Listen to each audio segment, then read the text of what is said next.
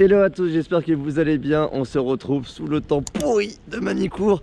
Là j'ai pas d'autres mots. Ça fait plusieurs vidéos que je vous fais en présentation des voitures qu'on a pour l'élection d'Asportif de l'année pour Motorsport Mag. Et là les conditions s'empirent de minute en minute. Je commence à avoir froid. On est fin octobre, début novembre ici à Manicourt.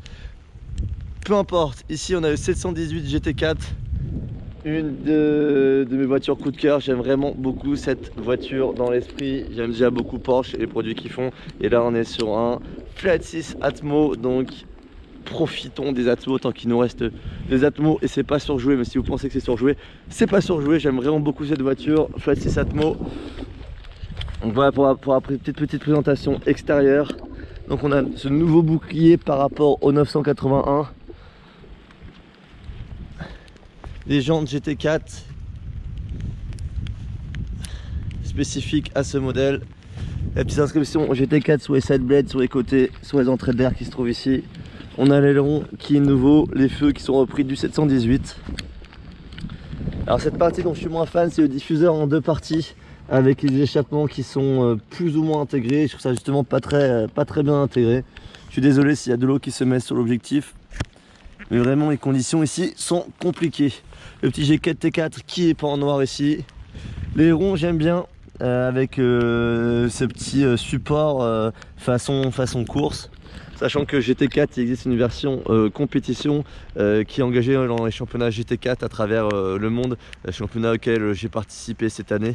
Comme vous le savez, d'ailleurs je sais pas si la vidéo sortira en 2020 ou en 2019. En 2019, donc cette année, moi j'avais participé en championnat GT4 avec différentes voitures, avec l'Alpine GT4, avec la Mercedes AMG GT4 avec laquelle on avait gagné des courses. Et en concurrente, on avait ce Cayman là en version course. Mais c'est la même base. Voilà, ici on a la présence des disques carbone céramique, vous voyez, avec un petit peu micro-fissuré de partout, les gros étriers qui se trouvent là, et on sait que c'est des céramiques parce que on a les étriers jaunes, donc c'est ce qui nous permet de les reconnaître au premier coup d'œil. Donc voilà pour l'aspect extérieur de cette voiture. Et c'est la première fois que je vois ce bleu là sur un GT4. Je savais pas que ça existait, je sais pas si c'est une PTS, donc Paint to Sample, donc les versions peintes sur échantillon de Porsche par le département exclusif, ou si c'est une couleur catalogue. C'est vraiment la première fois que je vois ça. Alors c'est très joli, on voit pas forcément avec la pluie et le temps obscur, mais c'est vraiment très joli. Par contre, vu la dimension racing de l'auto, c'est pas forcément ce que je prendrais en termes de couleur. Moi je prendrais plutôt un bleu qui pète un peu, un bleu Riviera par exemple, un rouge ou un jaune vraiment qui va plus avec la philosophie de l'auto. Mais il faut dire que celle-là est quand même très bien configurée. Je vais vous montrer l'intérieur qui matche pas mal, où on a les surpiqûres argent, les ceintures argent, du carbone un peu partout, et je vais vous montrer ça. Enfin, pas un peu partout, pardon, un peu partout sur les baquets qui sont des baquets carbone. C'est les baquets de la 918. Donc vous voyez, tout le dossier est en carbone. Ici on a l'arceau, et ça j'adore. Donc c'est là que c'est une version Club Sport. Donc la version qui n'est pas Club Sport n'a pas arceau, et la version Club Sport possède arceau. Ici on a les inserts en alu. Moi je les aurais plus vus en carbone pour matcher avec le reste. Mais il faut dire que l'alu ici match aussi avec les surpiqûres et les ceintures. Les petits badges GT4, l'alu qui continue ici. Et alors ce que j'adore sur ces versions, c'est que déjà on s'encombre pas. On a juste une glissière pour régler le siège. Ça prend 2 secondes, ça tombe jamais en panne. Ce que j'aime beaucoup également, c'est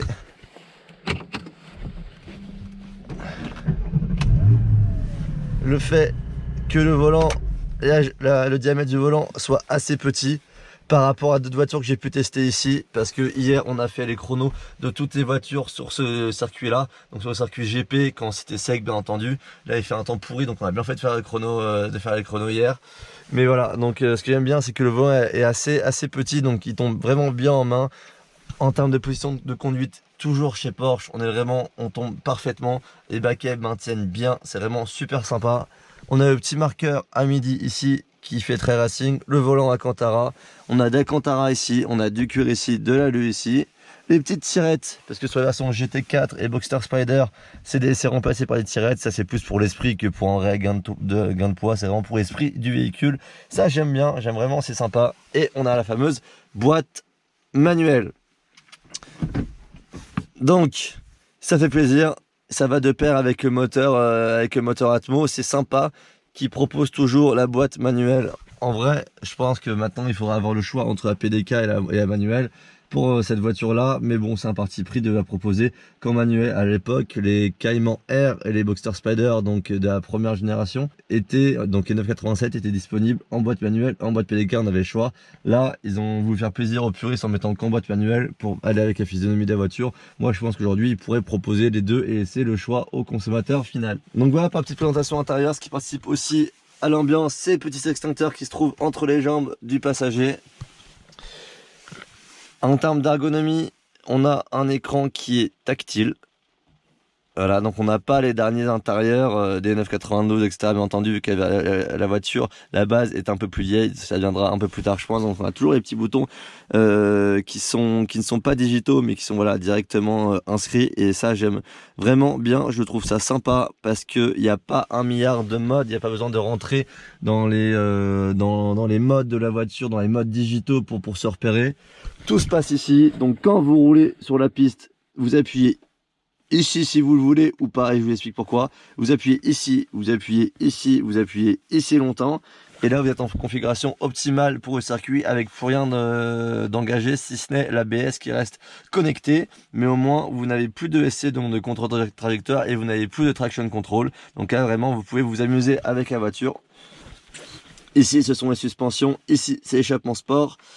Et là, c'est l'auto-blip. L'auto-blip, c'est pour que la voiture, quand vous rentrez la vitesse, fasse la relance moteur, le talon pointe automatiquement. Et si vous ne l'enclenchez pas, c'est à vous de le faire. Donc moi, j'ai essayé de... Le plus efficace, ça reste quand lui le fait, parce que lui le fait pile poil au bon régime. On n'a pas besoin de toucher, de varier entre la pédale de frein et la pédale d'accélérateur, parce que un talon pointe, grosso modo, si on fait manuellement, si on fait soi-même, ça consiste à mettre son pied sur le frein en phase de frein et de relancer le moteur en allant chercher avec la pointe de son pied l'accélérateur au moment où on débraye et on passe sa vitesse pour pas qu'il y ait de blocage de pont. Et ça, elle le fait idéalement et surtout sans varier la pression sur le frein. Donc pour aller chercher un chrono, c'est mieux qu'elle le fasse automatiquement. Après, pour prendre du plaisir, on peut le faire soi-même. Moi, hier, quand j'ai roulé sur le club, parce que j'ai roulé celle-là sur le petit circuit, et bah c'était vraiment sympa de le faire soi-même et on retrouve vraiment du pilotage à l'ancienne. Et vraiment, en termes de sensations, c'était top, que ce soit sur le GP ou sur le club. Je me suis vraiment régalé avec cette auto qui est vraiment simple à rouler. Et en même temps, même si elle est simple à prendre en main, si tu vas aller chercher les derniers dixièmes, bah ça te donne vraiment du pilotage et ça va t'obliger à te concentrer toi et de t'améliorer toi et te concentrer uniquement sur ton pilotage, parce qu'il y a beaucoup de voitures modernes où il y a beaucoup de choses à gérer, les freins qui sont pas forcément constants, les modes de conduite, il va y avoir des aides qui vont intervenir, qu'il faut déclencher, pardon. Il peut y avoir des aides qui apparaissent ou des trucs qui se mettent en défaut sur les affichages. Là non, on a un affichage qui est traditionnel, on a des boutons qui sont traditionnels, on a des aides qu'on peut déconnecter, on peut vraiment se concentrer uniquement sur le pilotage et surtout la voiture est constante. C'est-à-dire qu'on a pu enchaîner les chronos, que ce soit sur le GP ou sur le club, la voiture fait les chronos, en frein elle tient et ça tu peux le répéter. Donc vraiment pour les track days, cette voiture est géniale. Le seul problème qu'il y a dans cette auto, c'est qu'on passe à un moteur qui maintenant possède de filtres à particules et qui est moins sonore que la version précédente. Et ça c'est vraiment dommage parce que la voiture continue de faire un bruit qui est joli, qui est sympa, qui est mieux qu'un moteur turbo bien entendu, mais par contre qui est beaucoup plus étouffé que quand la voiture n'avait pas ce fameux filtre à particules qui se fait avoir des cheveux blancs à pas mal de puristes, parce que c'est pas l'idéal très clairement en termes de sonorité moteur. Voilà, la voiture est vraiment géniale, elle a une tendance sous-vireuse de manière générale, et je vous mettrai une vidéo que j'ai fait hier sur le club pour que vous voyez que ça donne. Je sais que l'angle n'est pas idéal, je vais même pas encore checker la vidéo, mais je sais que l'angle n'est pas optimal, mais je vous la mettrai. J'espère qu'on verra quelque chose, notamment le comportement de la voiture. C'est des chronos que j'ai fait comme ça pour le plaisir hier sur le club, pour tester la voiture sur un circuit plus petit que ici sur le GP, parce que les deux circuits ont des tracés qui sont différents et des physionomies différentes. Le GP c'est un circuit qui est beaucoup plus roulant, qui fait pour des voitures rapides, avec mettre de la vitesse dans les chicanes, avec un peu plus d'aéro. Et le club c'est un circuit qui est beaucoup plus lent, avec beaucoup plus de petits virages, donc qui tournicote beaucoup plus et donc qui est plus adapté pour les petites voitures. Donc c'est très différent, la voiture se comporte pas pareil forcément sur les deux circuits et ça me tenait à cœur de faire sur le club pour voir le comportement des dynamiques de cette voiture sur le club. Et dans tous les cas, je suis pas déçu, il y a un comportement qui est plutôt souverain à la limite, ce qui fait que c'est la voiture est plutôt facile et plutôt safe et tout le monde peut la conduire. Après, pour aller la conduire vite, c'est un peu plus compliqué, mais ça reste faisable. C'est pas la voiture la plus compliquée du monde. Je vais vous faire écouter un petit peu l'échappement. Donc là on est en version normale avec les valves fermées.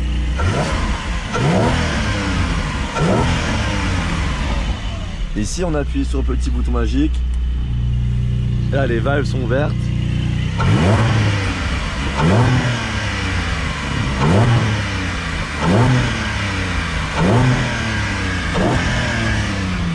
Ah, sachant qu'il y a toujours une petite sécurité chez Porsche, maintenant pour faire les raises on est limité, regardez si je vais à fond, c'est limité à 5000. Donc voilà, on peut pas trop monter dans les tours, sachant que la voiture prend 8000.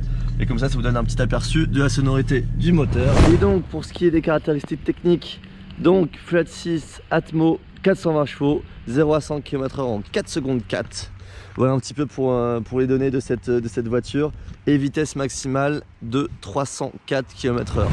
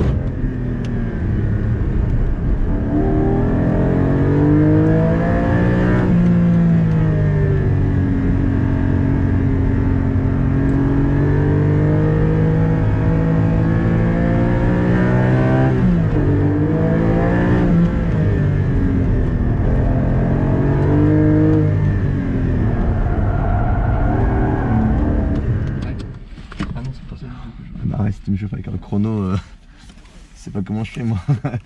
On va me faire ça.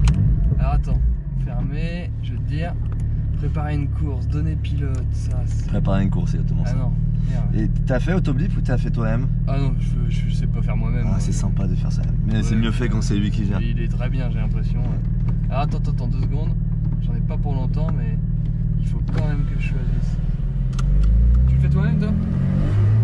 Ouais, mais je le fais moi-même parce que ça m'amuse là. Mais sur le GP, pour l'efficacité, j'ai laissé faire. Mais là, ça m'amuse de le faire. Et j'ai toujours mon problème de 2-3. Surtout là en fait. C'est-à-dire 2-3? J'arrive pas à trouver la 3. Ah ouais, ben moi c'est exactement ça. Et une fois en faisant la 3, j'ai enclenché vers la marche arrière, tu sais. Ouais.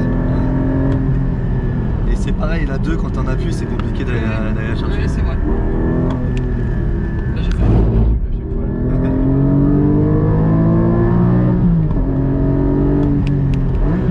là, c'est moi qui fais, mais lui, il gère mieux. Enfin, là, ça va, mais sur les phases où t'as pas envie forcément de gérer, où lui, il fait mieux.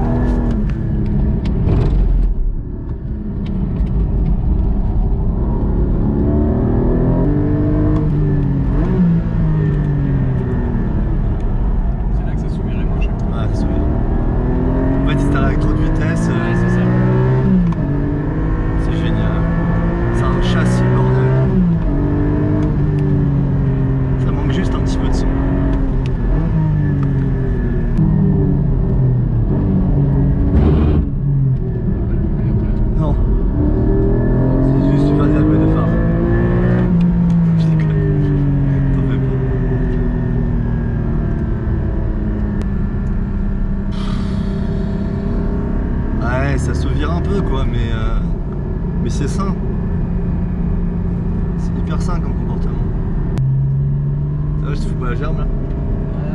Ça va. Ça va? Putain. Tu crois que ça passait pas? Ah ouais, je croyais que t'allais se virer comme un cochon. Ça peut plus calmer en fait. Quand tu commences à se virer, tu calmes un peu la vitesse et tu peux la ramener. Ça va? Ouais, ça va, Ça remue. ça pourrait aller mieux. ça va. Donc c'est tout pour la présentation de cette voiture. J'espère que ça vous a plu. Dites-moi ce que vous pensez de cette voiture dans les commentaires. Est-ce que c'est le genre d'outil qui vous plairait pour faire du track day avec? N'hésitez pas à vous abonner si ce n'est pas encore fait, à mettre un like sur cette vidéo. Merci beaucoup pour votre soutien et moi je vous dis à une prochaine pour une future vidéo. Allez, ciao!